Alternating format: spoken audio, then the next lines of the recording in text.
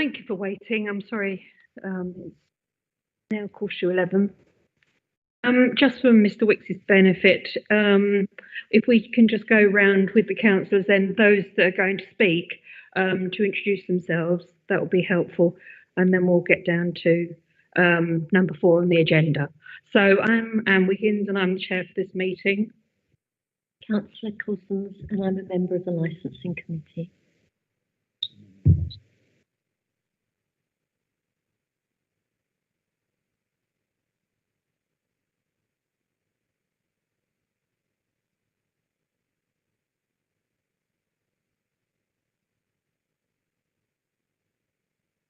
Hello, I'm Councillor Henderson and I'm the ward councillor for the Harwich and Kingsway ward.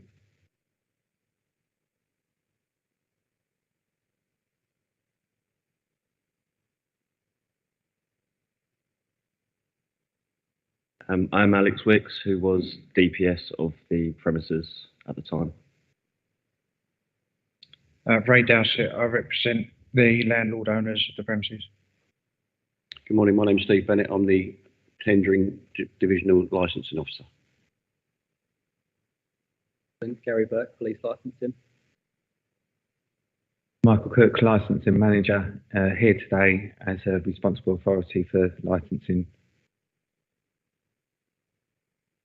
Zoe Blackwell, Licence Enforcement Officer, here to represent the Licensing Authority as a responsible authority. Good morning, I'm Rebecca Duff-Cole. I'm one of the technical officers within the Environmental Protection team, part of the responsible authorities request the review, and I'll be speaking. Good morning, I'm Katie Wesley-Smith and I'm the Environmental Protection team manager. Emma King, I'm the Licensing Officer.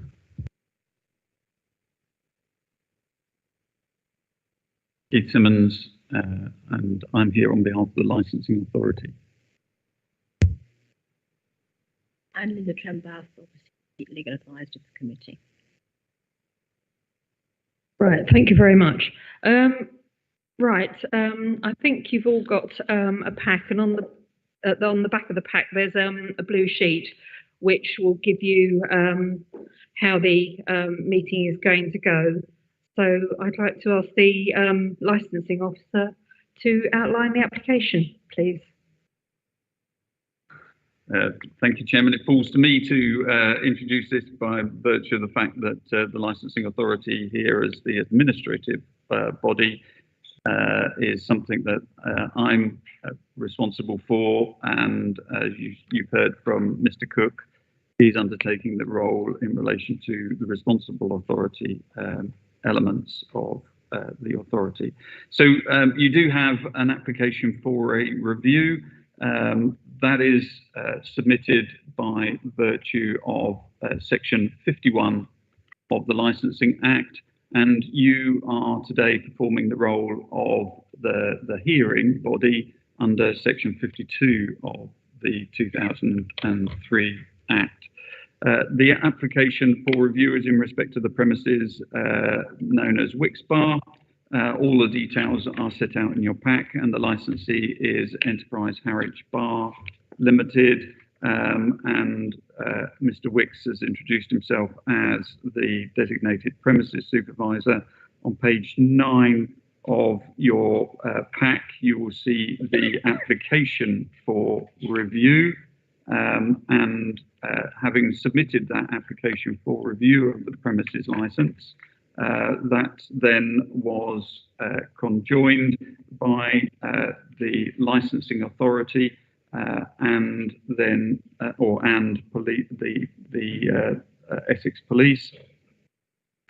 And in response to it, and it's always that possibility, and in this case 6 other parties also joined the review process, and their details are also set out in the paperwork that you have.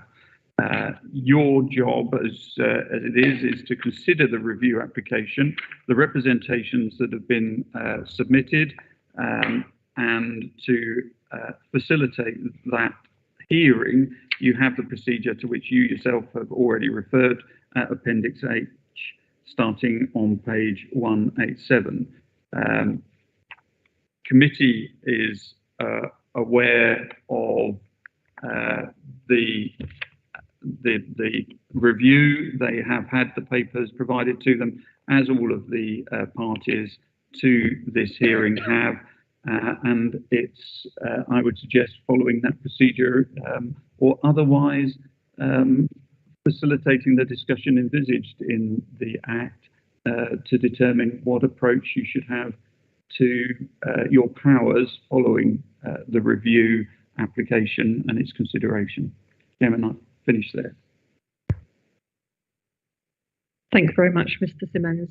Right, I'd like to go first to Mr. Wicks as the applicant, please. No, sorry. Oh, I beg your pardon. I do beg your pardon. Oh, sorry. Yes, environmental, please. Sorry, I do beg your pardon. No worries. Thank you, Chair. So yeah, hello, I'm Rebecca Duff-Cole. I'm one of the lead investigating officers on the noise nuisance complaints from Wicks's Bar. So this premises review has been requested by the Environmental Protection Team at Tension District Council as the responsible authority.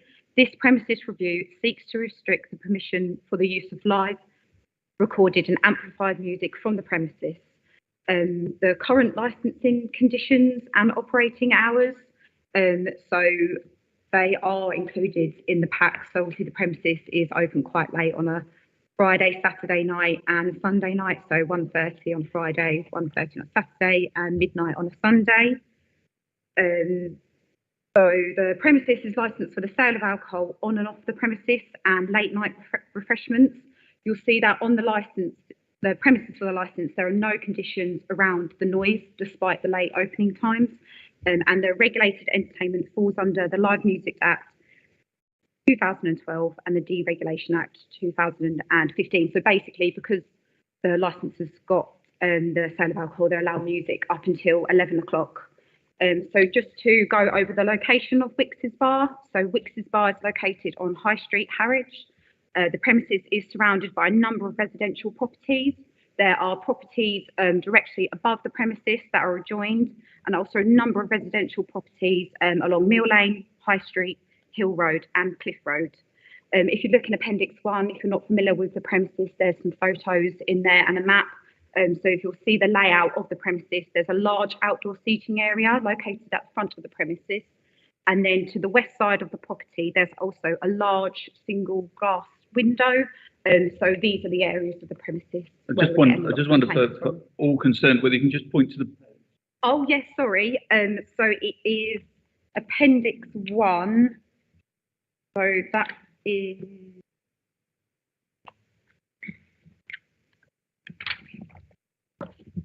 Sorry for a lot. So that's page 24, sorry, in your packs and the photos, if you're not familiar with the premises. No, that's right. So just in summary, so as you're aware, under the Licensing Act 2003, there are 4 licensing objectives that must be adhered to by the management of Wicks's Bar: the prevention of crime and disorder, the prevention of public nuisance, public safety and protection of children from harm. This review concerns the prevention of public nuisance. Therefore, the designated premises supervisor must take responsibility under this objective to ensure that all reasonable steps are taken to prevent nuisance to the neighbouring properties. Mr. Alexander Wicks is the designated premises supervisor and one of the directors of Enterprise Park Harwich Wicks Limited. So in May this year, the Environmental Protection Team received a number of complaints concerning noise emanating from Wicks's Bar. The complaints related to loud music, loud bass and noise from patrons outside the premises, screaming, shouting and singing. The noise was occurring late at night and into the early hours of the morning, mainly over the weekend on a Thursday, Friday and Saturday night. Residents nearby advised us that they were being significantly impacted by the noise by not being able to sleep, therefore missing work, being unable to drive, disturbing their children's sleep, unable to watch TV, unable to relax and feeling unsafe in their property.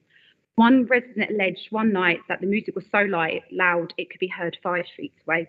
Complaints and allegations were also received in relation to the premises operating out of hours, antisocial behaviour, fighting, broken glass, litter and vomit on the premises outside, underage drinking, drug use, and patrons urinating on cars and causing damage to street furniture. The Environmental Protection Team substantiated a statutory noise nuisance emanating from the loud music at Wicks's Bar. A noise abatement notice was served on the 20th of July this year under Section 80 of the Environmental Protection Act, and this was served on the designated premises supervisor, Mr. Wicks. There have been 3 breaches of this noise abatement notice, which have all been witnessed by the Environmental Protection Team on the 8th, 9th and 30th of September. Mr. Wicks has been given many opportunities and time since first being made aware of complaints, and he has failed to sufficiently make any improvements to the loud music emanating from the premises, in spite of being advised of the repercussions of allowing further noise nuisance to occur. The operation of the premises has caused a significant disturbance since the opening in May 2003. The decision to review the premises licence has not been made lightly. This review, requested by the Environmental Protection Team as a responsible authority, is due to the licensing objective under the Licensing Act 2003 not being met, mainly in relation to the prevention of public nuisance. As I've said before, there are a number of residential properties in very close proximity to Wicks's Bar, and to prevent further noise nuisance occurring, we believe that there is a requirement for permanent enforceable conditions to be added to the premises licence. This is why we therefore wish to restrict the use of amplified, recorded and live music at the premises. So just to go through a summary of all the noise investigations undertaken by the Environmental Protection Team. So the Environmental Protection Team received 7 formal complaints and 2 anonymous complaints concerning the excessively loud music and loud bass emanating from Wicks's Bar. The Environmental Protection Team have a statutory duty to investigate any noise complaints received. In the first instance, we will always work with a commercial premises to try and resolve any issues informally. Following a number of complaints being received in May and June, officers from the Environmental Protection Team, along with the Council's licensing team and Essex Police, met with the designated premises supervisor at Wicks's Bar to discuss the complaints. This took place on the 15th of June. At this meeting, Mr. Wicks was advised that the Environmental Protection Team had received a number of complaints concerning the loud music. He was also advised that we would be investigating the complaints and will be monitoring the noise from the premises. He was also advised if further complaints were received and a noise nuisance substantiated, the council would have no alternative but to serve a noise abatement notice, and such action would call the licence into a review. During the meeting, the level of the music was witnessed, and Mr. Wicks was advised that the music was too loud and likely to cause a nuisance. Mr. Wicks was also informed that he is not licensed to have music after 11 o'clock. Following this visit, Mr. Wicks was sent a letter on the 19th of June, and a copy of that letter can be found in Appendix 2.1. So after this visit with Mr. Wicks and the licensing team and Essex Police, we received further complaints concerning loud music. Complainants were advising us that the music was still loud and affecting them inside their property and into the early hours of the morning, and that the music was still being played after 11 o'clock. Following these complaints being received, on the 30th of June, an email was sent to Mr. Wicks to advise of the complaints about the loud music and to say again that he is not licensed for music after 11 o'clock. A copy of that email sent can be found in Appendix 2.2. Mr. Wicks did not respond to this email. Further complaints of noise were received again. Complainants were advising the same that the music was still loud, still affecting them inside their property and still occurring after 11 o'clock. Following this, a formal letter was sent to Mr. Wicks on the 11th of July to again advise about the complaints being received about the loud music and that he was not licensed for music after 11 o'clock. The letter sent can be found in Appendix 2.3. Mr. Wicks did not respond to this letter. On the 14th of July, officers from the Environmental Protection Team installed noise monitoring equipment inside the complainant's property. The noise equipment was installed at a residential property located approximately 40 metres away from the premises. It was installed in the first floor bedroom at the front of the property. The noise monitoring equipment was installed over the weekend and collected on the 17th of July. The complainant advised officers that the music and bass was loud from Wicks's Bar, and it occurred on Friday the 14th of July between 8 o'clock and midnight, and it occurred on Saturday the 15th of July between 10 o'clock and 1 in the morning. Recordings were made during this time to capture the noise. They advised that the noise from the music and patrons was audible inside their property and that the noise could be heard over their TV, and they were unable to relax and unable to sleep. The recordings taken were then reviewed by officers. The recordings found that the noise from Wix's bar constituted a statutory noise nuisance. The music and bass was clearly audible and intrusive inside the complainant's property. Officers were satisfied that the noise was significantly impacting the use and enjoyment of the nearby residential properties. The recordings evidence that there was a constant music and constant heavy bass being heard inside the residential properties. This occurred throughout the evening and in the night. Noise from the patrons outside the premises, talking, shouting, laughing, screaming, was also audible and intrusive inside their properties. On the 18th of July, Mr. Wicks sent an email to the Environmental Protection Team advising that he will no longer be using the speakers at the premises due to the complaints that he'd received and would only be using the ceiling speakers at a low volume. A copy of this email can be found in Appendix 2.4. On the 19th of July, officers called Mr. Wicks following the email sent in and following the further complaints received. A voice message was left at 4:27 requesting that Mr. Wicks calls back to discuss. On the 20th of July, officers called Mr. Wicks again the next day to again discuss the complaints. A voice message was left at 12:06 requesting that Mr. Wicks calls back to discuss. Mr. Wicks did not return any phone calls. On the 20th of July, a noise abatement notice under Section 80 of the Environmental Protection Act was formally served on Mr. Alexander Wicks as the designated premises supervisor and the person responsible for managing the noise at the premises. The notice and covering letter was sent to Mr. Wicks first class in the post. A copy of the notice and covering letter can be found in Appendix 2.5. An email was also sent to Mr. Wicks making him aware of the Environmental Protection Act notice, and that email can be found in Appendix 2.6. Mr. Wicks did not make contact with the Environmental Protection Team regarding the noise abatement notice. On the 3rd of August, Mr. Wicks sent an email to the Council's licensing team, which was then passed over to the Environmental Protection Team, concerning an 11-hour DJ charity event. An email was sent to Mr. Wicks concerning this event and a reminder that the notice was still in force and that the event may breach his noise abatement notice if the noise was not managed correctly. A copy of that email sent can be found in Appendix 2.7. Mr. Wicks did not respond to this email. So following the service of the noise abatement notice, complainants advised us that there had been some improvements to the noise from Wicks's bar. The music was now stopping at 11 o'clock and the volume of the music had reduced. However, this was short-lived and complaints were received again. On the 11th and 12th of August, complaints were received concerning noise from Wicks's bar. Complainants advised us that the music was loud and audible inside their properties with their windows shut. An out-of-hours call was also received on the 12th of August at 2:45, complaining about extremely loud noise from patrons leaving the premises at Wicks's bar. This noise was not witnessed by officers. On the 19th of August, an out-of-hours call was received via the out-of-hours service concerning loud music from Wicks's bar and passed on to on-call officers. Officers from the Environmental Protection Team attended to witness the noise. Officers witnessed excessively loud music from the premises between 10:27 and 10:41. The music was audible from 50 metres away from the premises. Following that out-of-hours visit, an informal warning was given to Mr. Wicks via email on the 21st of August, advising him of the complaints and officers' concerns over the music from the premises. A copy of that email sent can be found in Appendix 2.8. Mr. Wicks did not respond to this email. On the 8th of September, a call was received via the out-of-hours service concerning loud music from Wicks's bar and passed on to the on-call officer. Officers attended and witnessed excessively loud music from Wicks's bar between 9:48 and 10:25. The music was described as dance music and drum and bass music. The lyrics from the songs was clearly audible and there was a heavy bass. The noise was causing a statutory nuisance. The music was audible approximately 45 metres away from the premises and officers were satisfied that a noise abatement notice had been breached.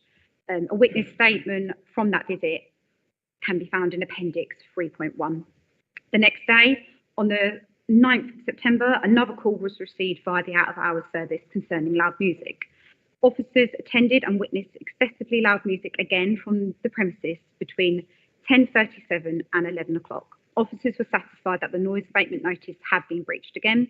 Further information on a witness statement from that visit can be found in Appendix 3.2.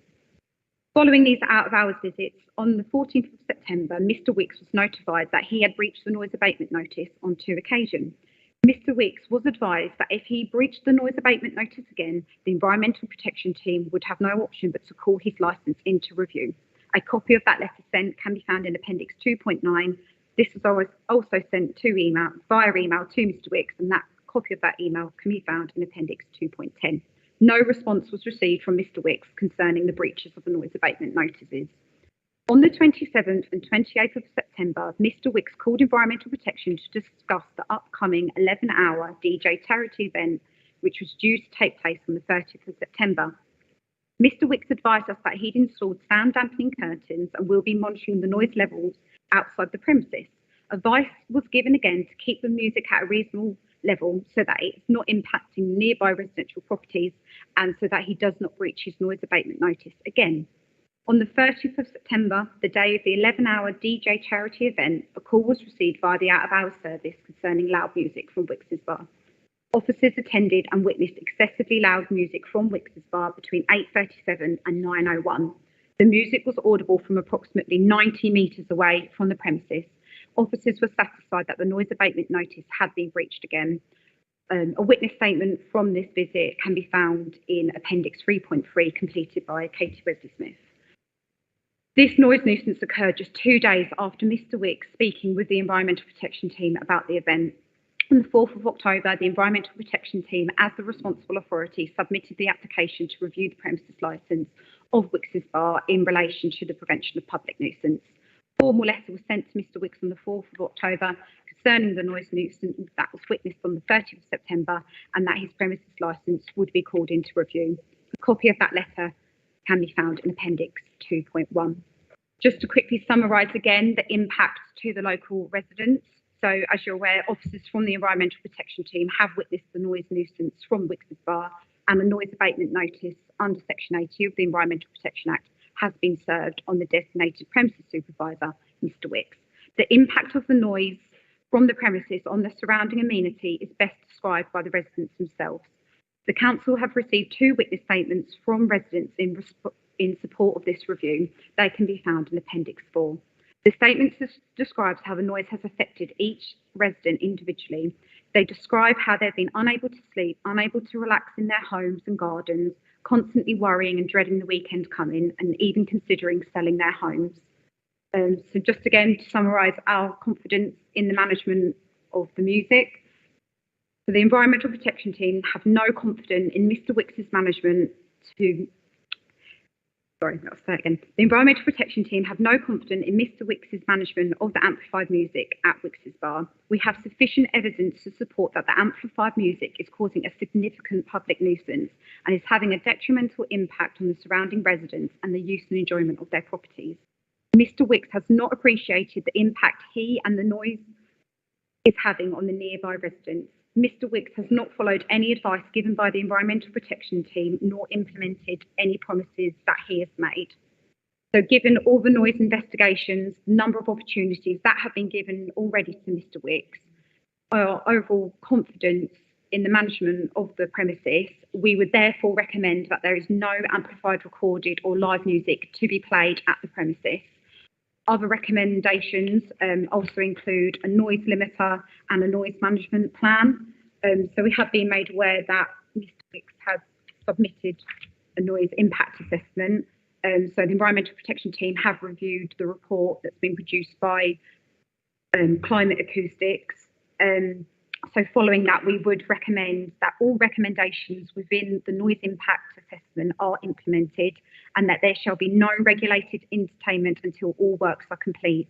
And this includes all the recommendations made within Section 5 of the report. And this includes remedial works, soundproofing, a noise limiter and a noise management plan. Thank you, Councillors. Thank you, Chair. Thank you very much, Ms. Cole. Councillors, have you got anything you would like to ask Ms. Cole about at the present time? Councillor Casey. Are you still the manager of the pub? No, I'm no longer DPS or involved in the premises.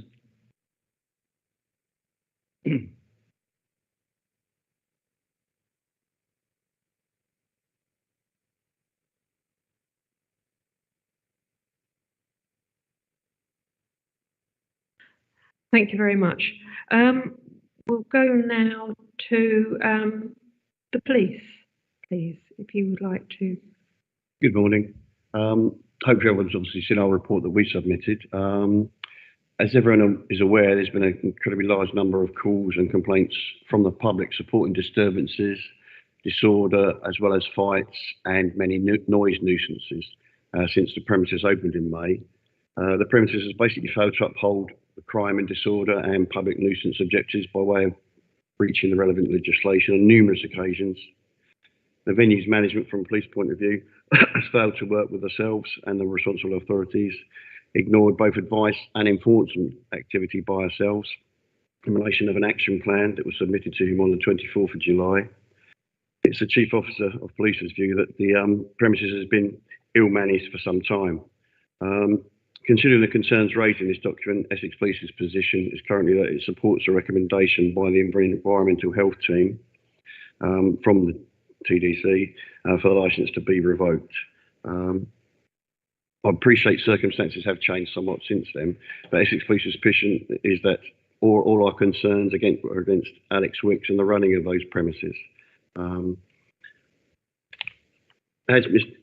It's slightly confusing for me because obviously there's a great deal of information that I could provide on this, but as circumstances have just moved on, or we understand they moved on, I'm not going to go into the full details any further at this time, but the fact that we support not only the noise issues that have been raised by Rebecca, but the crime and disorder, which have had significant calls. There's been 22 separate calls and incidents to us, majority of those being after midnight, of fights, disorder, drug dealing, nuisance, damage, etc. And we fully support the revocation request and suggestion.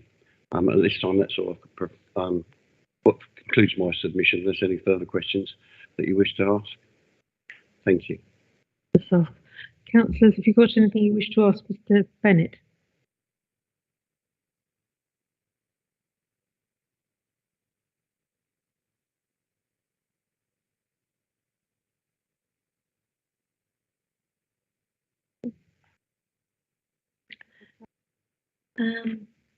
This is for the police, please. Can you advise this particular case, as with the information that we've heard now, that this not only contravenes public nuisance objective, but also the crime and disorder, so it goes a lot further than just noise?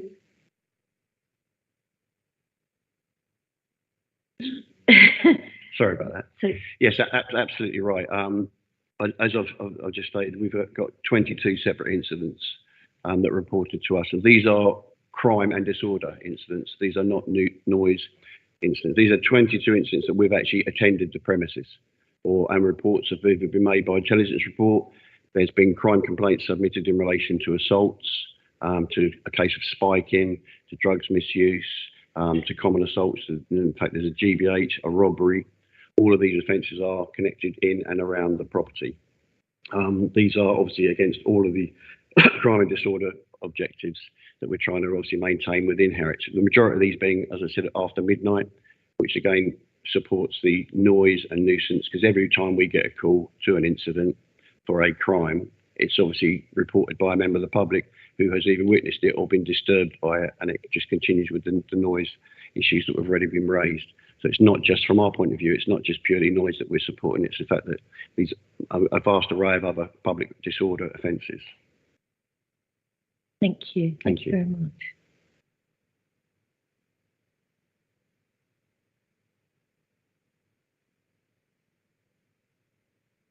Laurie, does anyone else have any questions they would like to ask Mr. Bennett? Yes.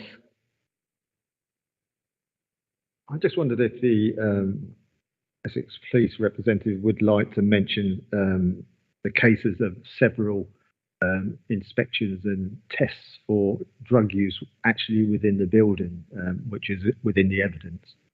Yes, I can do, sir.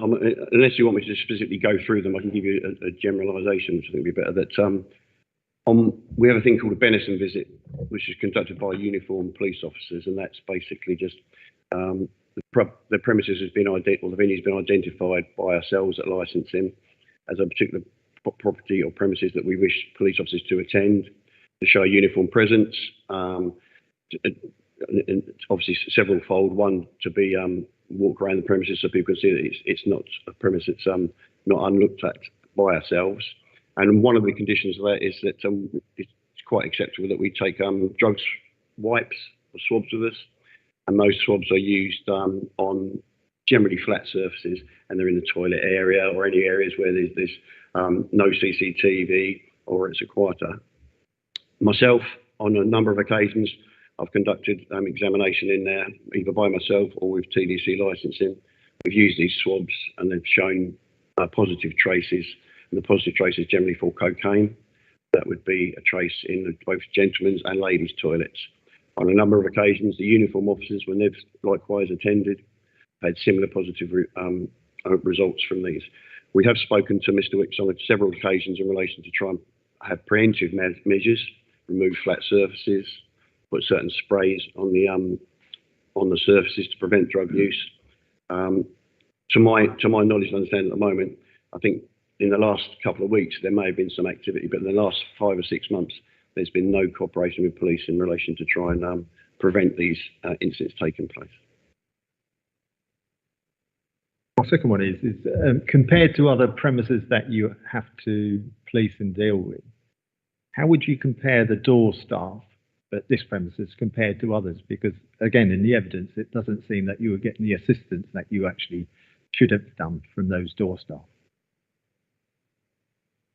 So in to the Harwich area, there's not a great deal of door staff for most of the premises.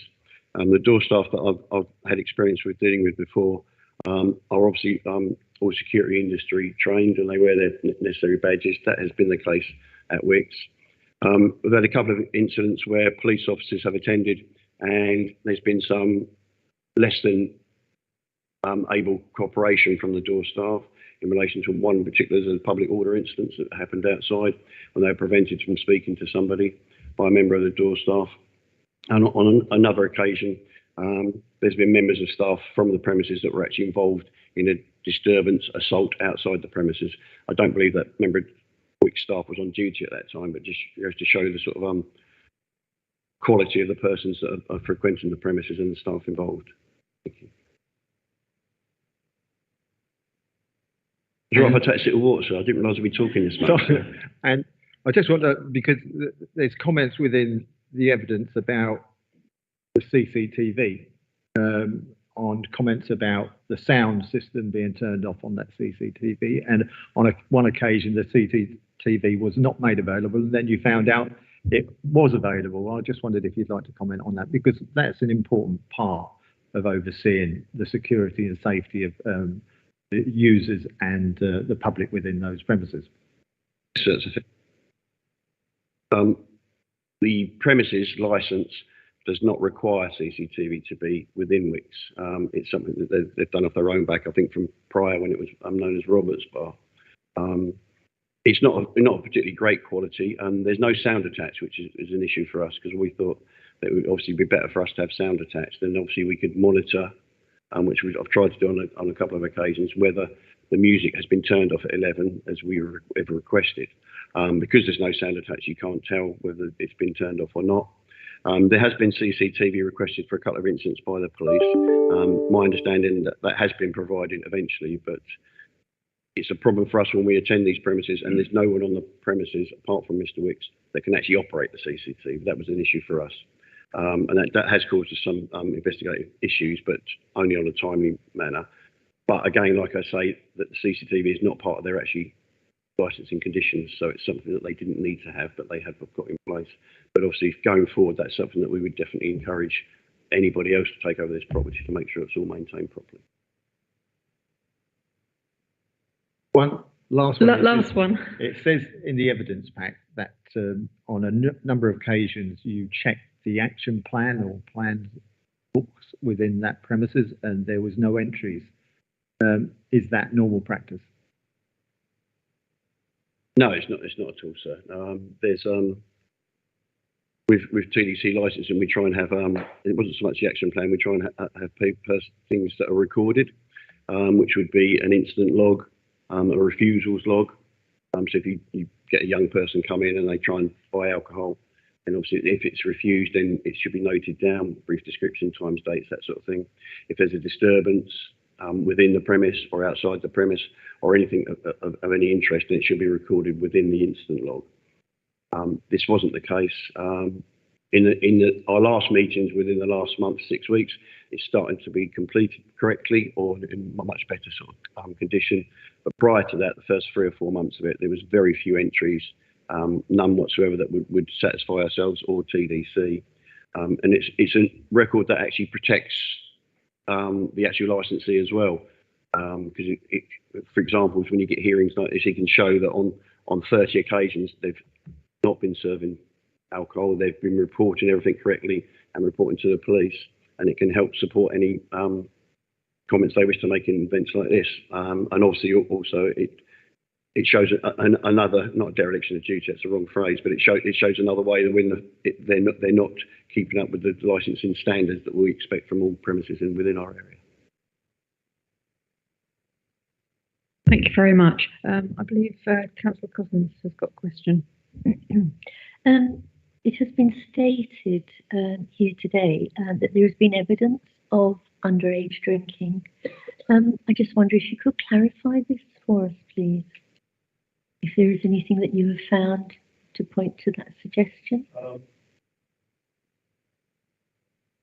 it again.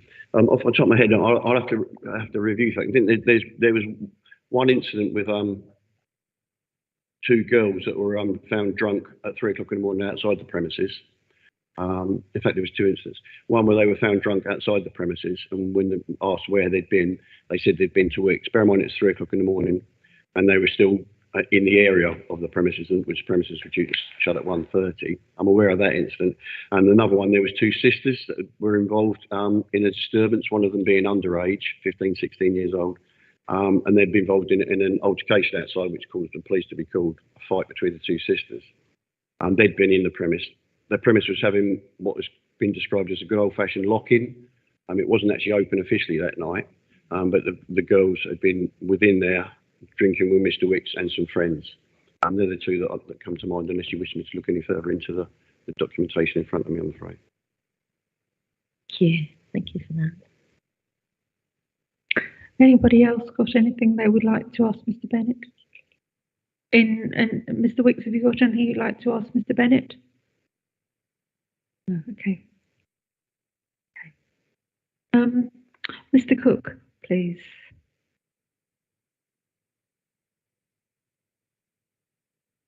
Just going to hand you over to Chloe. Okay, thank you. Good morning, committee members. On behalf of the Licensing Authority as a responsible authority, I am further supporting the application of review submitted by Tendring District Council's Environmental Protection. This is on the grounds that the licensing objectives in respect of prevention of public nuisance and crime and disorder have not been satisfied. The licence holder and company name Enterprise Harwich Bar Limited and the designated premises supervisor, also known as the DPS, named Mr. Wickes, has held the current premises licence since May 2023.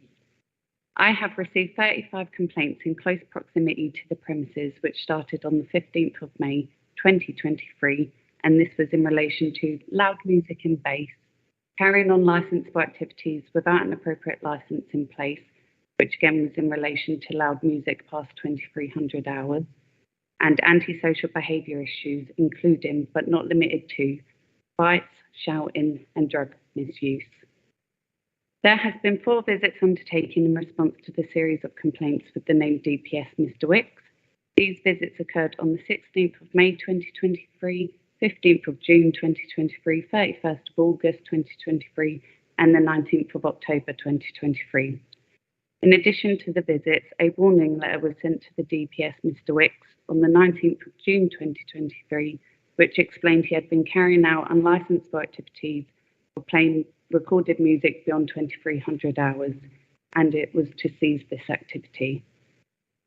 Further details of the above visits and the warning letter can be found in the timeline of events starting on page 118 of the report. Through continued efforts of trying to work with the DPS Mr. Wickes, the following issues were still present under the licensing legislations. carrying on licensable activities without the appropriate licence in place, breach of Annex 1 Condition 7 of the premises licence in relation to an age verification policy, breach of Annex 1 Condition 8 of the premises licence in relation to measures of alcohol being available to customers, breach of Annex 2 Condition 4 of the premises licence in relation to relevant staff training, and consistent issues regarding antisocial behaviour. Further details of the full annex and reason why can be found on the covering letter page 115 of this report. It is contested that Mr. Wicks has failed to listen to the relevant authorities over time, and that only due to the review being in place, he has taken a step further to show compliance. As such, a reasonable licence holder would have made the changes or kept an open communication prior to such further action. In my professional judgment, by allowing this premises to continue, it would further risk the full licensing objectives in respect of poor control, late closing, and antisocial behaviour arising. I do not have the necessary trust that the current licence holder and DPS, Mr. Wicks, would take further advice before further action is taken again. For the above reasons, I would recommend the committee to revoke this premises licence, and if the committee members do not agree with the above recommendation, upon request I shall present a list of conditions I would consider relevant to add on to the premises and further support the four licensing objectives. In addition to when the above decision was submitted to the committee, on the 14th of November 2023, Mr. Ray Dowsett and Mr. Robert Beek had an appointment with the licensing authority as a responsible authority. The appointment was made with Mr. Wicks, who was the DPS, who confirmed their attendance and wished for the other two to be present. And this was in relation to discuss the conditions proposed should the committee decide this way. The DPS, Mr. Wicks, did not attend the appointment, which importuned the achievement of speaking about the conditions proposed. However, the appointment still proceeded with Mr. Dowsett's understanding was to speak in general terms, and this was not part of the review itself. Mr. Dowsett confirmed after having read the report that Mr. Wicks was not fit and proper to operate such a premises, and the DPS, Mr. Wicks, had been terminated from working in that premises. It was Mr. Dowsett's decision to submit a change of designated premises supervisor application and to transfer the licence into a new licence holder, which general advice had been given from the licensing authority. An email was sent to Mr. Dowsett from the licensing authority as a responsible authority, providing information that a change of DPS and transfer application to be submitted, alongside their intentions with the premises and conditions they wish to propose. It was minded with that the licensing authority as a responsible authority would consider if the decision to revoke would still stand. On the 15th of November 2023, Mr. Dowsett submitted a change of DPS application in the name of Mr. Dowsett and a transfer application in the name of Flying Trade Group Limited, which is in current process with the licensing section. A statement that read they do not wish to withdraw such applications. The premises will remain closed until the new year in order to rebrand the premises, and during the closed period, a noise management plan will be carried out and a noise limiter fitted and calibrated. And they stated they do not intend to reduce the hours for licence for activities or opening, and attached to this statement included 17 conditions that they wish to propose onto the premises. Tom.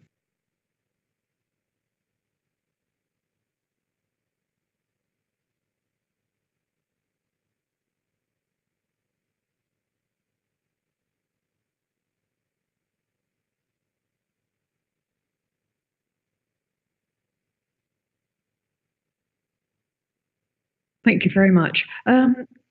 Committee members, have you got anything you would like to ask Ms. Blackwell? Is there anyone else like to ask Ms. Blackwell anything? Mr. Wicks? No? No? Councillor Henderson? I would like to mention to the officer, I can remember being here when the initial licence was first put and doing a call-in for the timescale and the opening hours of that licence. And on that occasion, there was an application for it to be open and even later, but it was reduced to the times it is now. If there's any new application to carry on, what confidence have you got that the hours, if they stay the same, that we're not going to be in the same position we are in another few months' time? Yeah, can we, I think this is straying into a different territory. We're just considering what Ms. Blackwell has just said rather than going on further. So have you got anything about what Ms. Blackwell has said apart from what there might be in the future? Could be in the future. No, okay.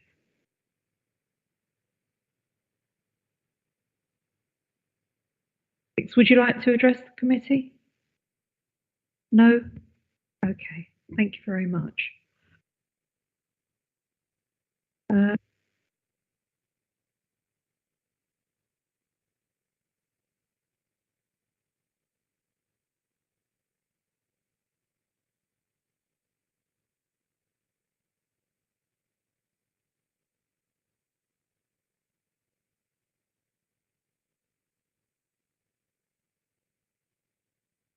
Has anyone got any questions they'd like to ask Mr. Wicks? I appreciate that he hasn't said anything, but just for Casey. Are you the manager of the pub at this moment still? No, I'm no longer involved in the premises and no longer DPS. Oh, okay.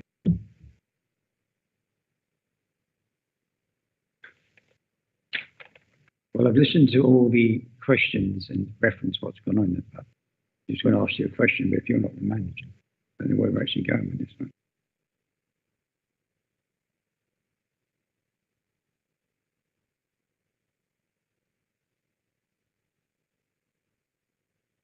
I understand from my colleague on my left that you still have a license to run the Wicks Bar. Yes, I have a personal license, but I'm no longer DPS of the premises.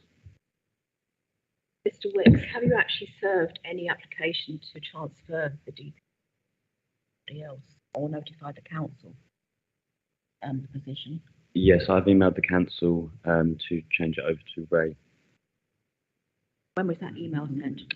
I believe 2 days ago.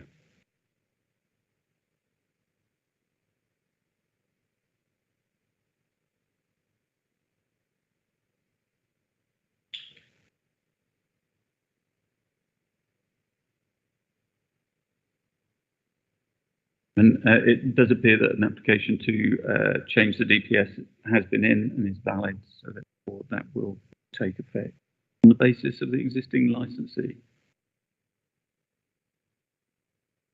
Yes, we've also received a premises transfer application to change from Mr. Wicks into Fly and Trade Group.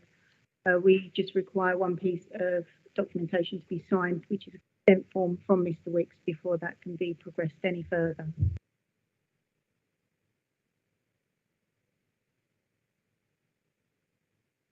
Chairman, just to extend that, the DPS takes immediate effect, whereas any transfer application, when it is completed, won't take immediate effect. Thank you.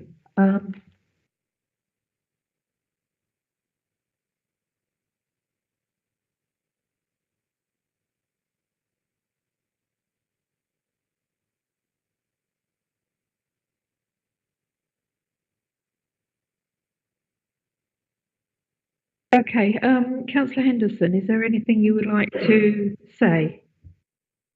Not questions, but yes, a statement. Yes, please.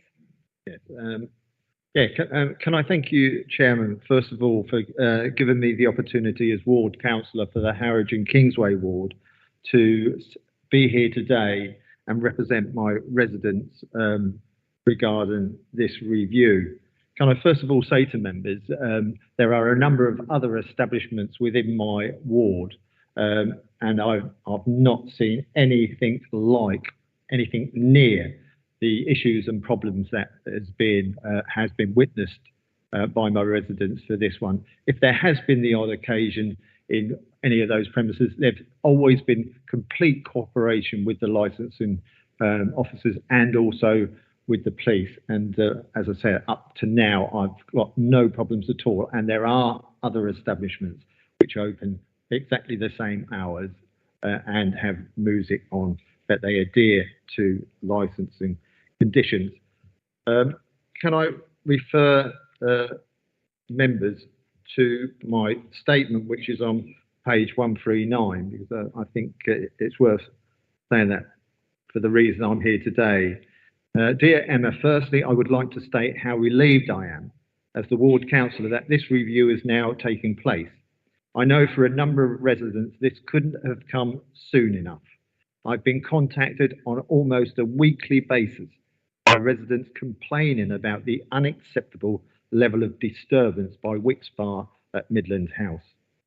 The complaints have included unbearable noise levels from loud music, antisocial behaviour, which has resulted in police being in attendance to deal with customers leaving the premises. Some of the complaints have referred to fighting, drug taking, broken glass, and continual abuse to all licensing conditions attached to these premises.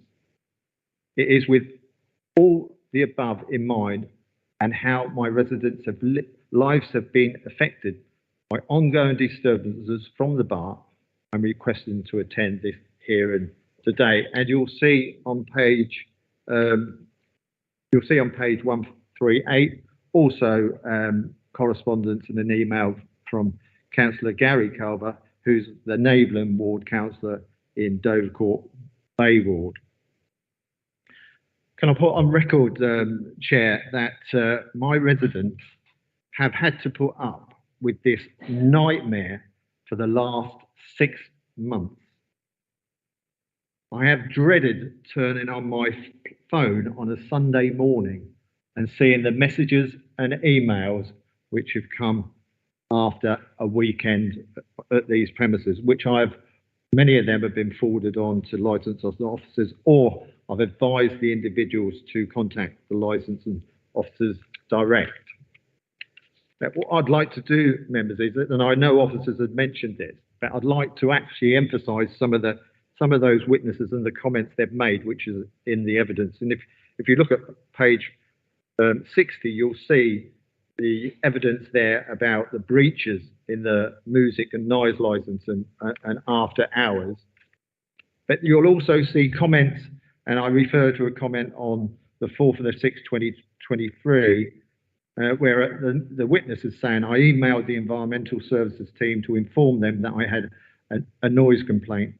2 months of every weekend being disrupted by the noise from Wicks Bar due to music levels. Customers outside shouting and very often fighting. The sounds of glasses and bottles being smashed were having a negative effect on mine and my family's quality of life.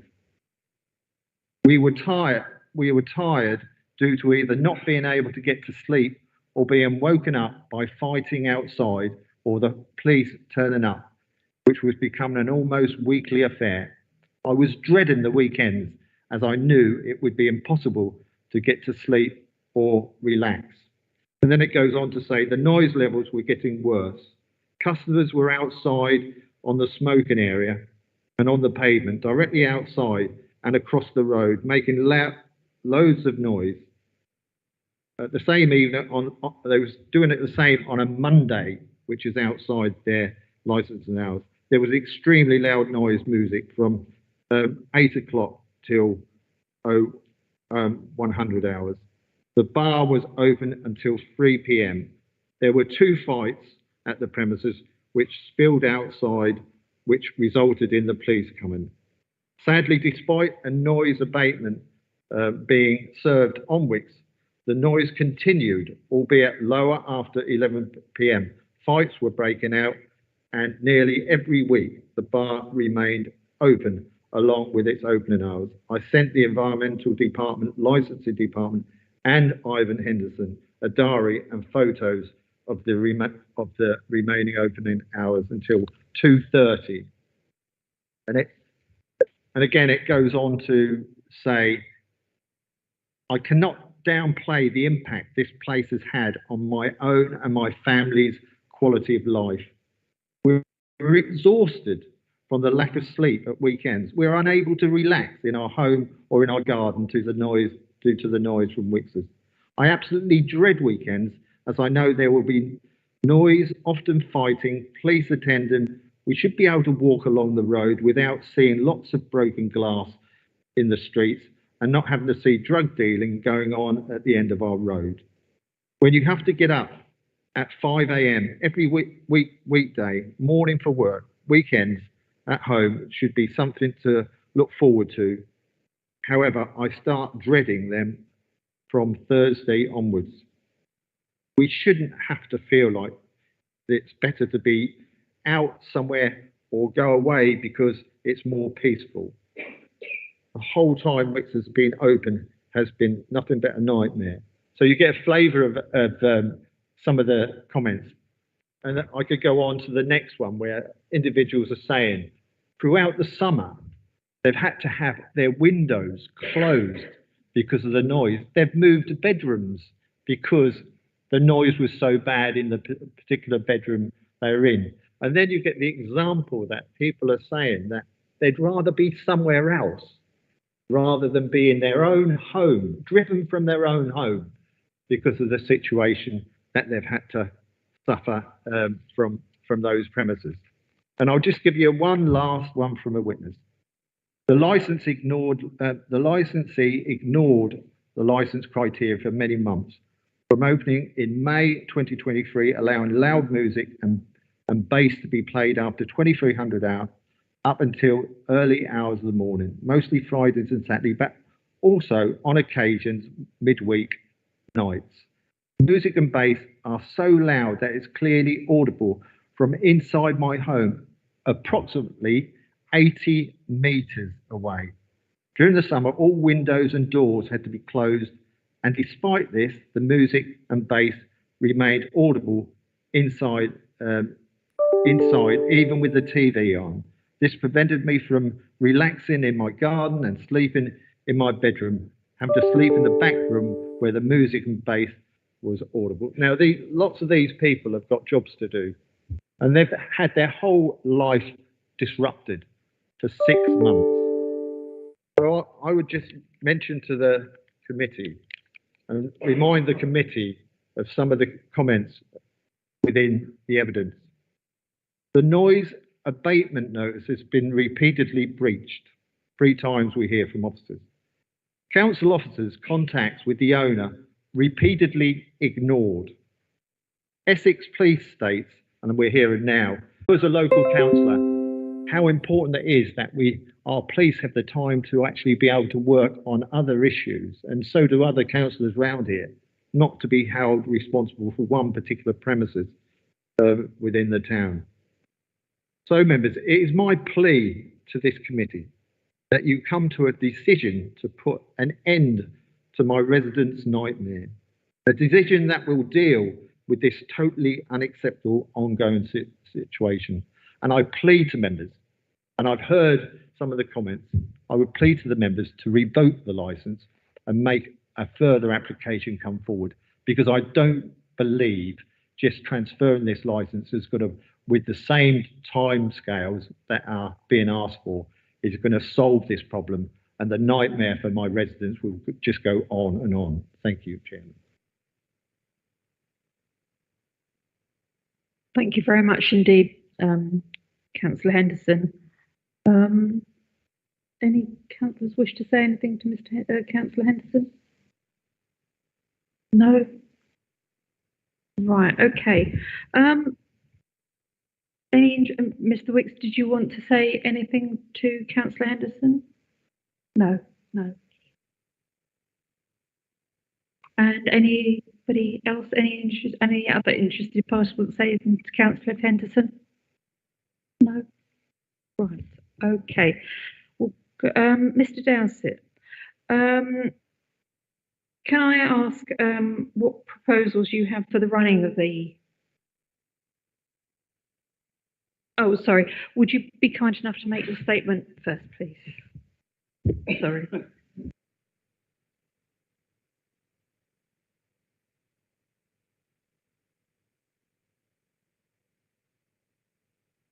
So the statement I provided to Chloe Blackwell, Michael Cook and Steve Bennett this week was that I can confirm that on Wednesday the 15th of November 2023, Flying Trade Group Limited have made an application and payment to transfer the premises licence of Wicks Bar Midland House into the name of Flying Trade Group Limited, which is the owner of the premises.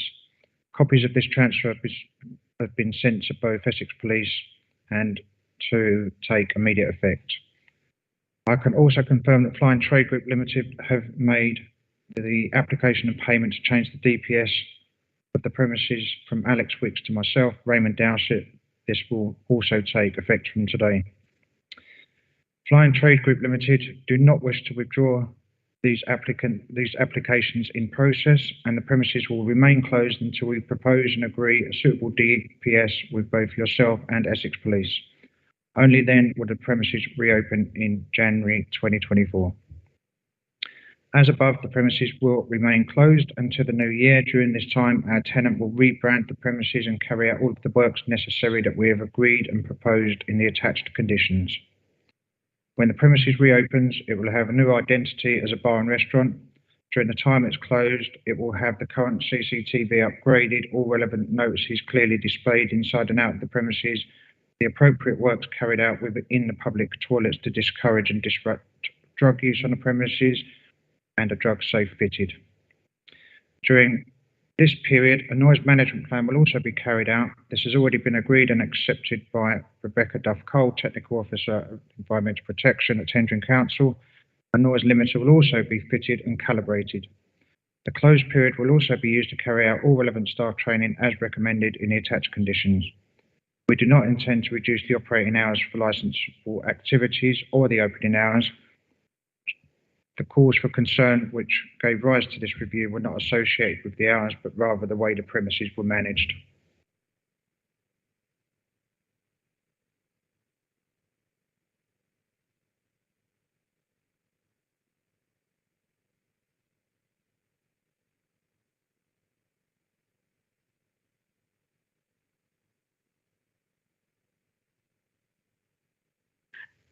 Thank you. Can I just ask Ms. Blackwell? Sorry, Duff Cole. What you've received from Mr. Dowsett with regard to conditions?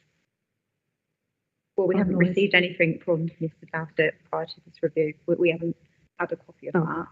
Obviously, I note that Mr. Dowsett says that something's been agreed and accepted. I'd like to say that that is actually incorrect. We've had one conversation on the phone where I'm discussing the review prior to the committee, and all I said was that we were looking to put forward conditions around the noise, which may be a noise limiter and a noise management plan, but nothing has been agreed or accepted. So just like to let you know that, Chair. Thank you. Any questions? Yes, any questions from the committee for Mr. Dowsett? No? Any? Councillor Henderson. Thank you. I refer to the solicitor's letter acted on behalf of the landlord of Wicks Bar and Flying Trade Group PLC on page 178, where it says that, and to assure the committee that the landlord will be working with Rebecca Duff-Cole and her team towards implementing a noise management plan and, if appropriate, arranging for noise limiter to be installed in the premises. I'd just like to ask him, on the initial application of the licence, and it was operating on these hours, the same hours as now, in the same circumstances with music, why wasn't these precautions put in place in the first place before we got to where we are now? And isn't it the case that the outside area of what was Roberts been extended since you had that license put in place. It's been made larger and the seating area is larger, and there's more people can assemble out there in the front of that building to make it worse for residents out there. And what assurance can you give members of the committee in here that you're just not going to, you're going to hand over the license again to someone else with the same timescales? We're still going to be back to where we are now, and then residents are still going to be going through the same nightmare in a few months' time. Because I think if it's going to be a restaurant, it should have restaurant times. There's no need for it to be open and be out within the existing hours, unless you're going to still carry on treating it as a park nightclub. Thank you.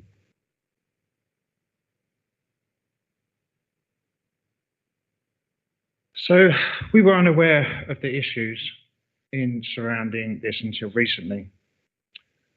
We are the landlord of the premises. I'm also the managing director of Surya Hotels that own and operate a number of hotels and licensed premises, some of which we've been tendering that have never had any issues.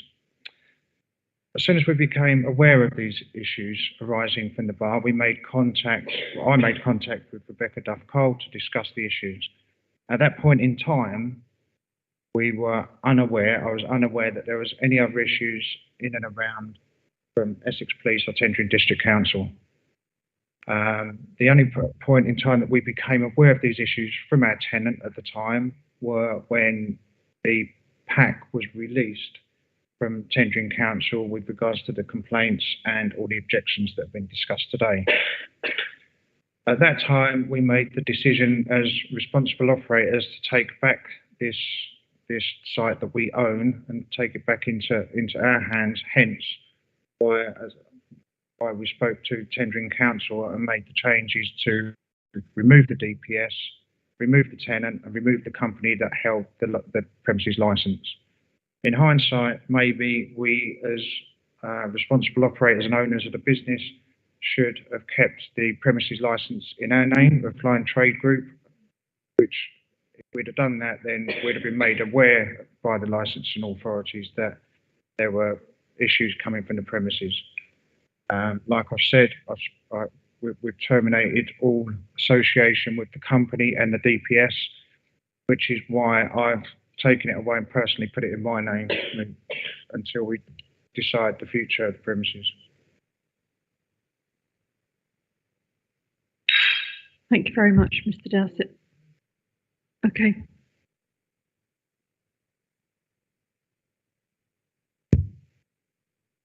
I find it hard to believe that you have premises around this district and people who work probably within your organisation around this district, and you've not been aware of this situation for the last 6 months, and you've not stepped in to deal with it. Can you tell me honestly that you have not known anything about what's been going on in this premises, because it's been all over social media, it's been out there publicly, and I just find it hard to believe that you've not been aware of what's been happening there. As I've said to you, we had no knowledge that this was going on. The comments that I believe that I've seen on social media have all been since this has happened recently. We operate a number of businesses, and you know, I've worked with Michael Cook and licensing, tendering. I've managed and been a good operator in tendering for over 30 years now. Steve Bennett and Michael Cook, I've worked with them both for many years now, and they wasn't aware that I had any connection to this premises. So to answer your question, you don't believe that I knew it was going on. The two licensing authorities didn't know that I had anything to do with these premises either. As soon as we realised was when I contacted Chloe Blackwell, from which she said in her statement, and arranged the meetings between all the licensing authorities on what we could do to put in place to stop this from happening immediately. And we, at that time, straight away closed the premises and transferred all the licenses away from the current tenants. So to say that we didn't know, and that's the reason how we didn't get to know. Can I also point out that I've also got 14 flats above Wicks Bar, and all of those flats are my tenants. Not one complaint has come in from them tenants, and them tenants are not employees of ours. You know, I've got a business to run in renting them flats out, and there's not one complaint that's come in from any of those, and I've no association. I don't even know who those tenants are.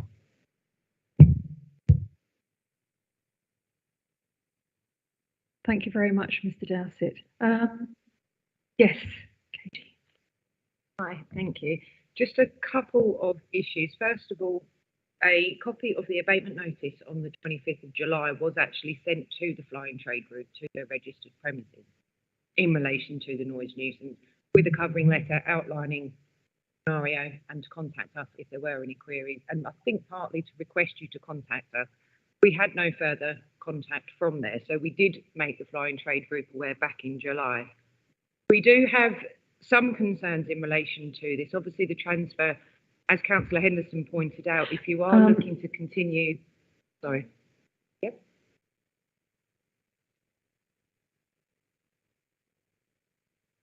This isn't to do with the review. Okay.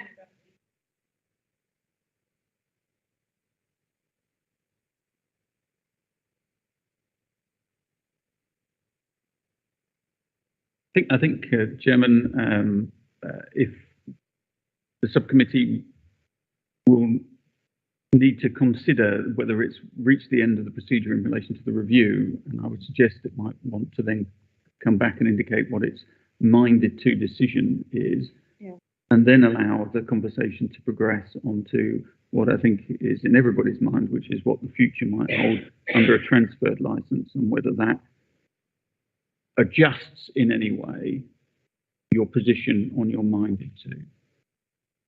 Does that make sense, Jimmy?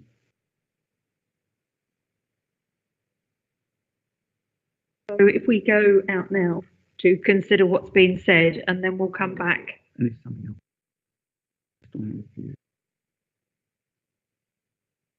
Okay. Does anyone? Okay. Does anyone want to sum up anything that's been said before? Sorry. So I think if any interested party or any of the people making application here today have got any summing up they want to let the committee know about on the review, then that's what the committee will need to consider at this stage, and then we can consider anything else after that. So if anybody have any application. Okay, Mr. Cook. If I just sum up, so we've had the application in for transfer, and if members are minded to look at conditions, Mr. Dowsett has been talking. He's put across an application submitted, and also we've proposed some conditions. So members are welcome to have a look at that, should they wish to do that at a later point. That's all. Thanks, Chair. Any?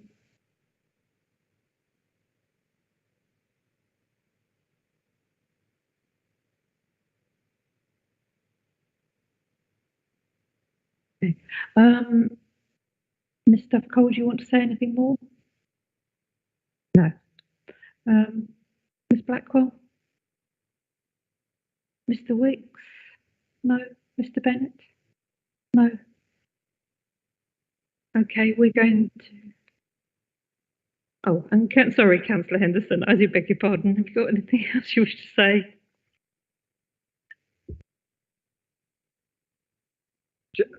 Again, I would make the plea that the committee looks at the future use of this premises and thinks very carefully about any future requests to remain at the same times as at present. Thank you. Thank you very much. We're going to go into the other room and we are going to have a good think about this and deliberate. So we will be back with you hopefully as soon as we can.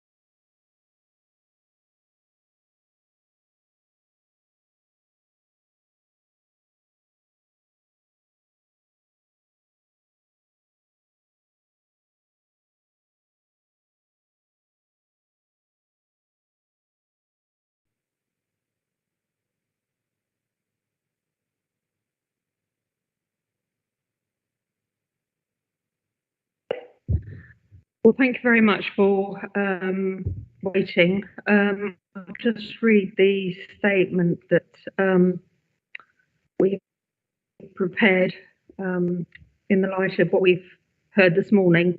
My statement says, the committee have discussed the matter and are minded to revoke this premises licence. However, the committee have been told that the owner of the premises is applying to transfer the premises licence with a view to closing for a number of months, while works are carried out and hopefully reopening as a new business early next year.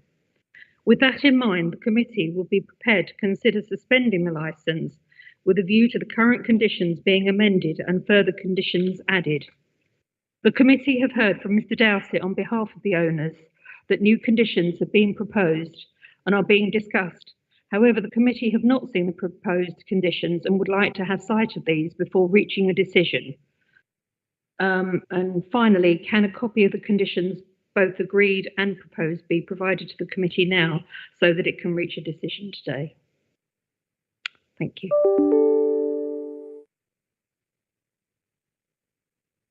I don't know who's going to start, whether Mr. Dowsett you want to start, or Michael or Katie, whether who's going to start with this process. Yeah, we can start. Hi. So yeah, I've just had a conversation with Mr. Dowsett in regards to our proposed conditions. Originally, as on our documentation, we had put no amplified music, recorded or live, to be played at the premises at any time. Clearly, there is going to be a need and the premises for some music. So we've had a discussion, and based on the noise impact assessment that was submitted and forms part of the documentation, I'm just trying to double check the page, which begins on page 75. Yeah, thank you.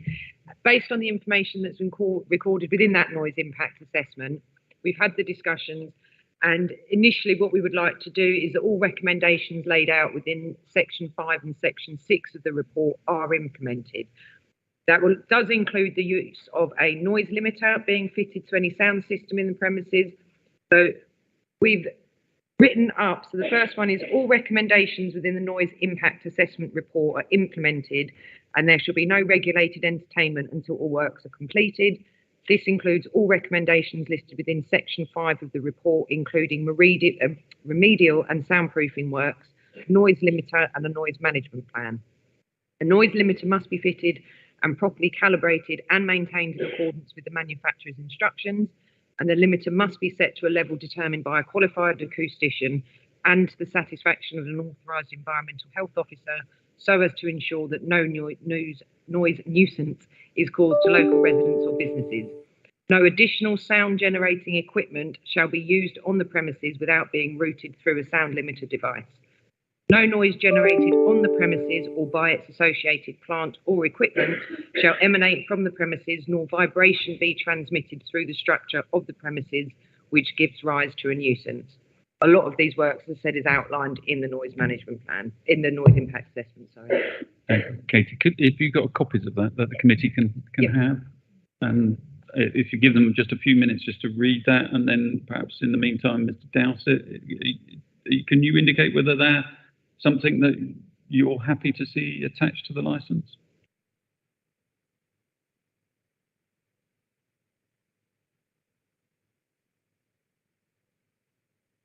About the ones that Katie's just read out.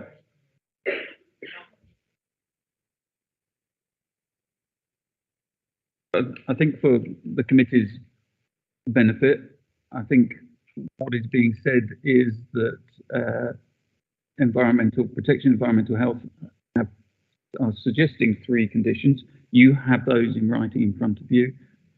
They are the ones at the lower part of the page, and that the representative of the intended transferred licence is content to see those attached.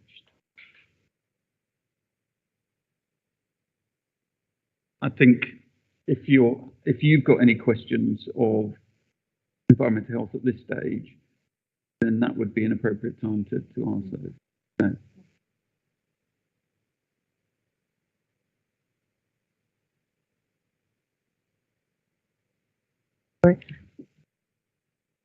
councillors, do you have?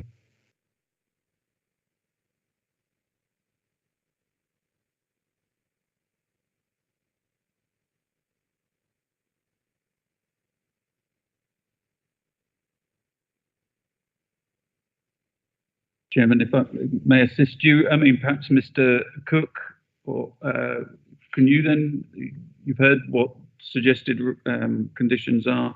Have you got a set of conditions to submit? And do I take it they're the ones that I've got in front of me now? So what you should have in front of you is a pool of model conditions, which starts off by saying driven by issues highlighted in the review. This is what the licensing authority as a responsible authority are proposing for the premises. You will also have in front of you a pool of model conditions where it starts straight to CCTV conditions. These are what, and with the statement of Raymond Dowsett, these are what Mr. Dowsett has proposed following the licensing conditions proposed, which we agree with most of them. There are just a couple we would want to discuss with Mr. Dowsett.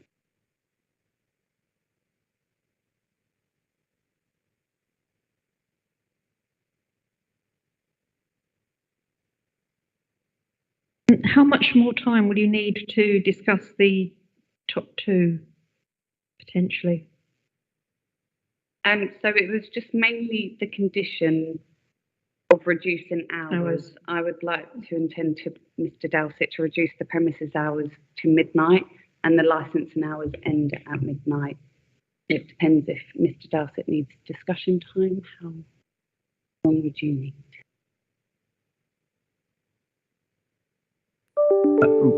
Those have been introduced, and they indicate on what basis the intended conditions are there. Are you saying that all of these conditions have been agreed, or are there some that, other than the hours, that have not been agreed? Or should we go to Mr. Dowsett just to indicate which one of those he doesn't agree with? There has been a couple that have been modified by Mr. Dowsett, which we're happy with. It's just the hours that we'd need to discuss. Okay, I mean, I'm just trying to get to, we've got a set of conditions in front of us, and if I go to, for instance, door supervisors, at least one SIA licensed door staff, are you saying that that's as per here, or as per a different discussion with Mr. Dowsett? So that has what Mr. Dowsett has proposed. The licensing one, I think, asked for 2 SIA door staff, so we're happy that 2 are still on suitable times.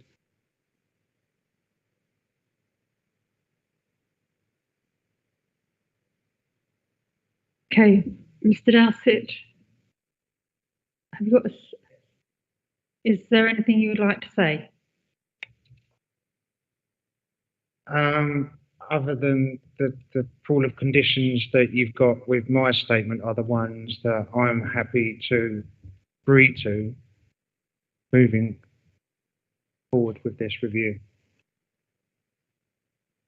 So I take it that this is, or you're not, you don't have that. I think I've got those. You've attached it, albeit reference to a pool of model conditions, but they're not the pool of conditions, are they? But they're modifications to them. Okay, fine. I wonder whether somebody can just take us through where there's a difference between what you have identified and what is been presented to you, to the committee, because we have 2 sets of conditions here, and I don't think it's particularly fair on the subcommittee to have to work their way through and make that distinction. If somebody can just take the committee to the points of disagreement, then. So from what I can understand was there was a pool of proposed conditions made by the council, and then some that I altered due to for operational reasons. And I think from what I can understand from Chloe is they object to one. Is that right?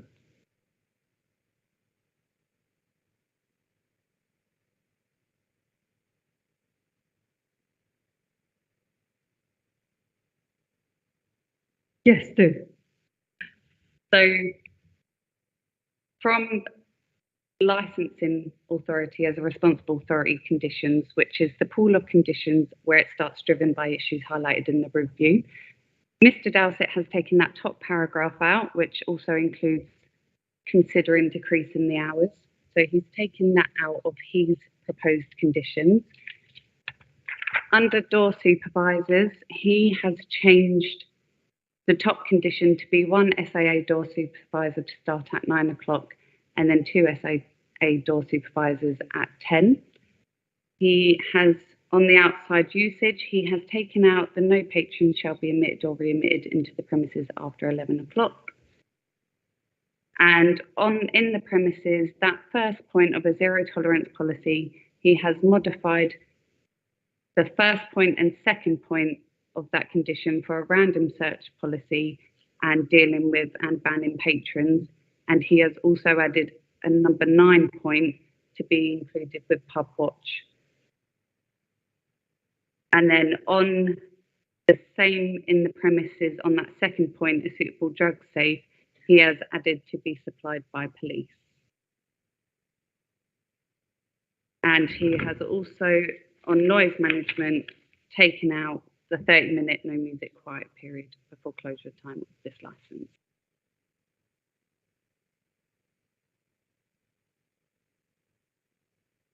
Excuse me, from a policing point of view, can I just come in with just a couple of things? Two of them. Yes.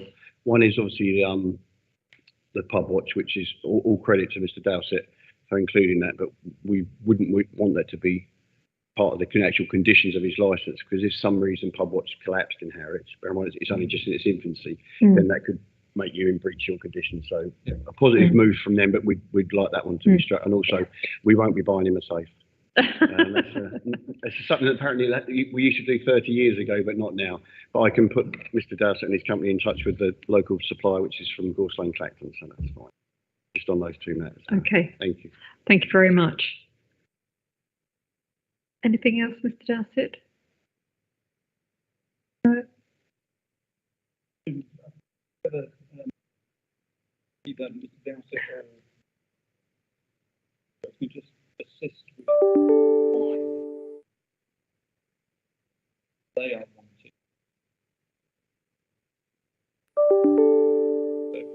So, I think the committee will want to consider questioning from licensing. And perhaps Dowsett can indicate why he doesn't want.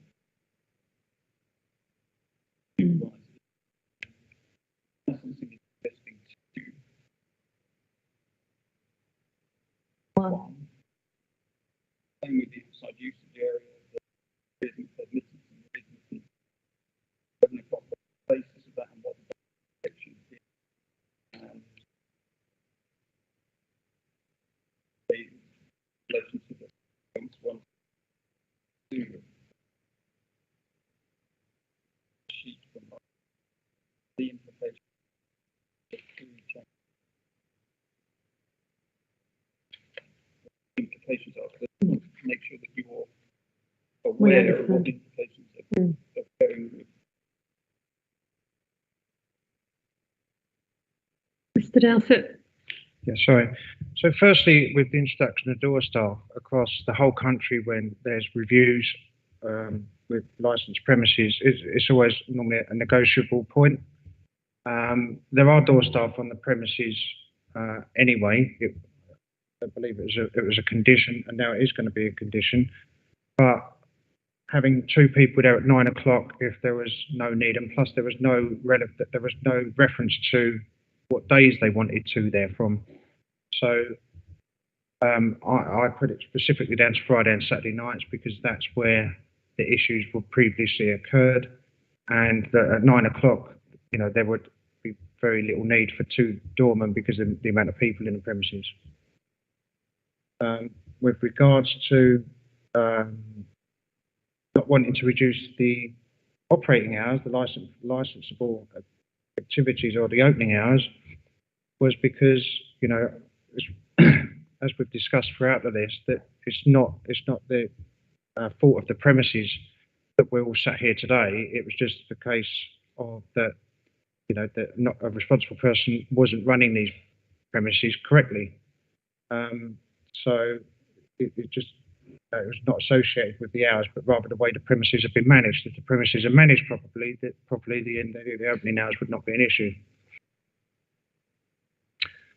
With regards to the safe, yes, that's fine. That can be removed. That was only put on there because previously in tendering, Essex Police provided the drug safes and were responsible for coming and emptying them.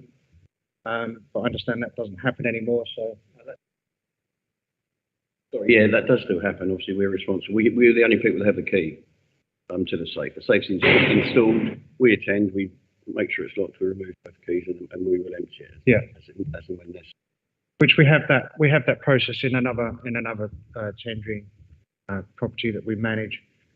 And with regards to pub watch, yeah, agreed. It was just something that was put on there that if there's an active one, then the premises moving forward should be involved in an active pub watch or pub bob scheme.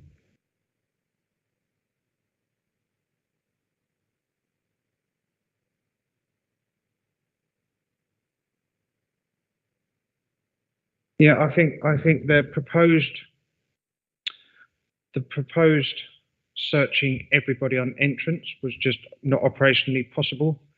I did mention to licensing, there's not a licensed premises in tendering that has to operate with that condition, and never has been. Well, there is one. The only one is, and that's one that I'm responsible for, and I put that in place sort of 20 years ago. It's not a condition on the license.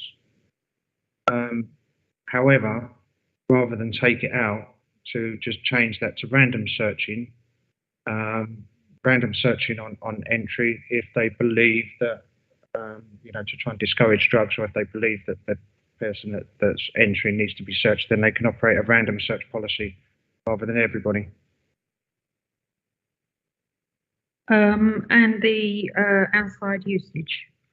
The outside usage, we agreed with the outside usage. The outside usage will probably go, as I've said, you know, we have no proposed intentions for the premises at this moment in time. The main thing for me was to obviously change the DPS and premises license holder immediately and bring that back under our control to stop the issues that have been occurring at the premises since we found out that they were. But as far as the outside area is concerned, with 10 people, we've got no problem with that.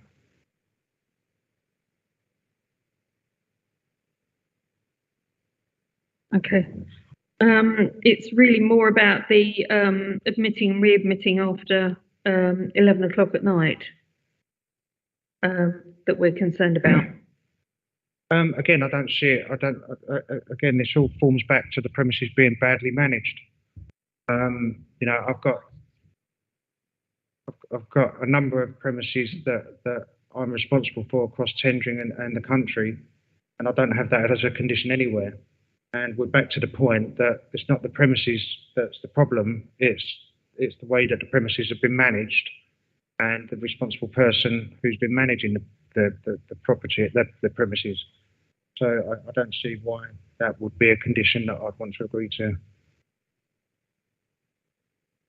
Mr. Cook or Ms. Blackwell, do you have anything to say about the admittance or readmittance at that time of night?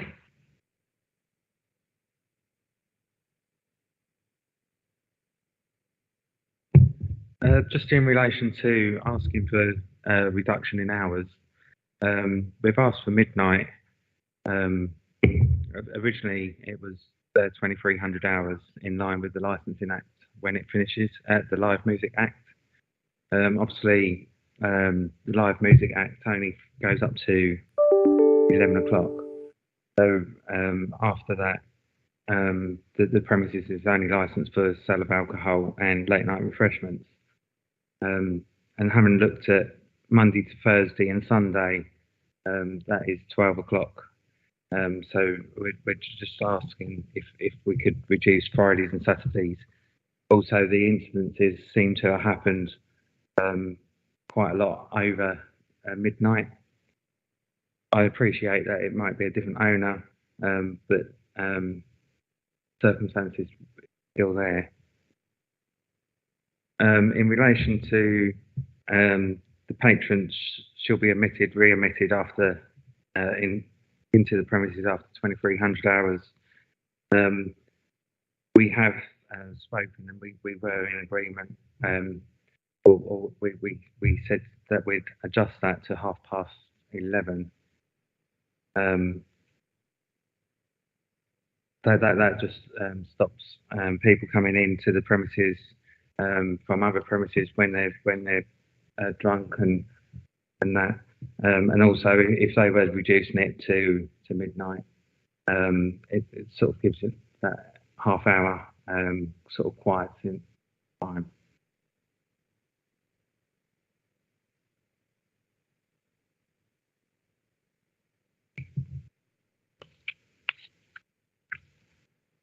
With regards to page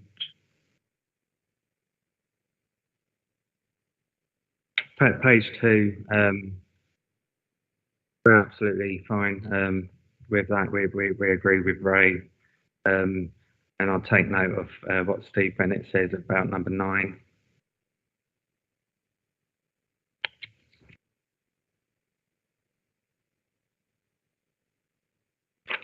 Chairman, I think licensing are now suggesting that 1 should read random searching practices and number 2 should be dealing with and banning patrons. So I think that's how that should now be read on the basis of what Mr. Cook has just said.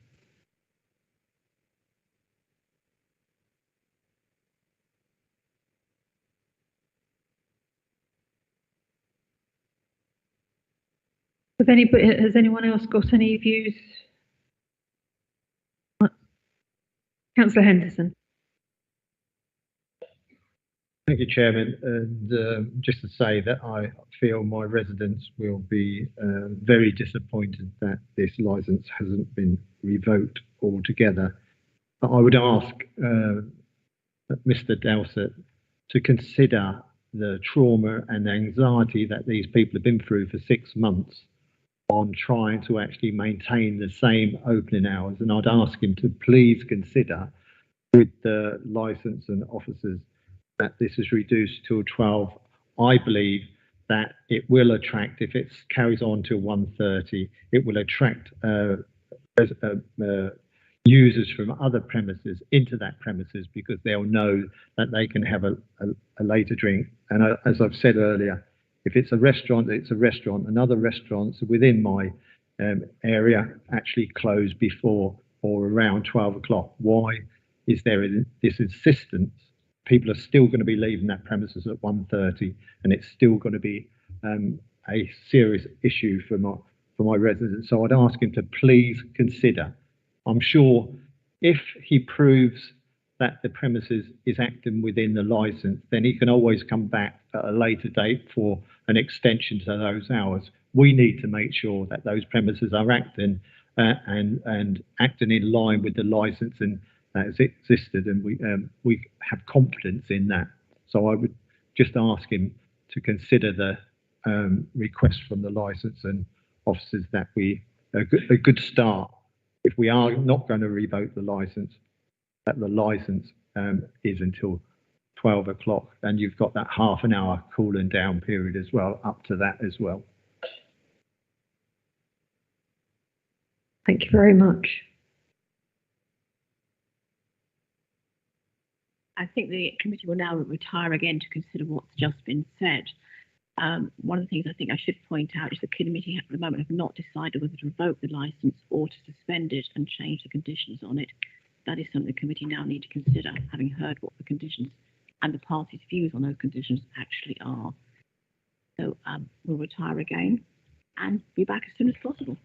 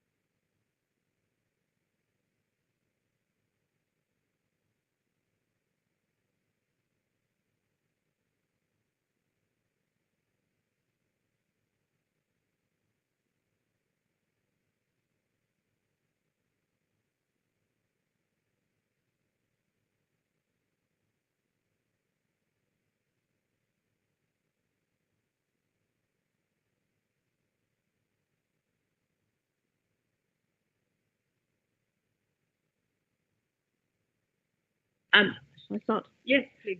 Right, thank you everybody, and so sorry to have kept you all so long. This is just to announce that I've given the committee no legal advice in this matter. It's been their decision, and they've not required any advice.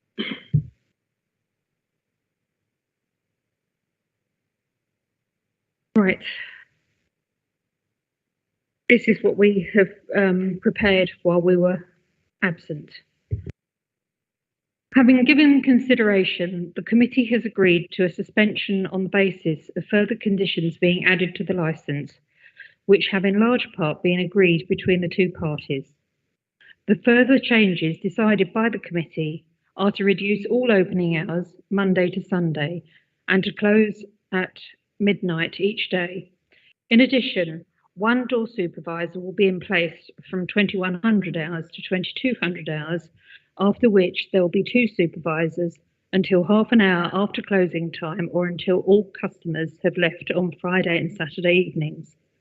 In relation to outside usage, the conditions are largely agreed, and we add one further condition that no patrons be admitted or readmitted into the premises after 23:30 hours on any given day.